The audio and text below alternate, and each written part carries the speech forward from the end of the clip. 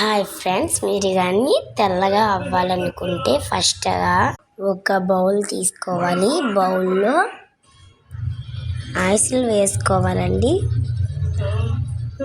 వేసుకున్న తర్వాత ice water అయితే అవుతుంది కదండి. ఐస్ వాటర్లో మన ముఖం అయితే పెట్టుకోవాలండి.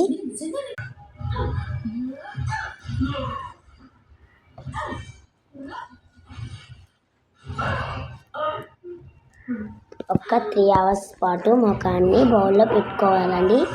3 అవర్స్ పాటు ఉంచితే ముఖం ఇలా గ్లోగా వస్తుందండి. ముందు ఎలా ఉన్నాను, ఇప్పుడు ఎలా ఉన్నానో చూపిస్తా.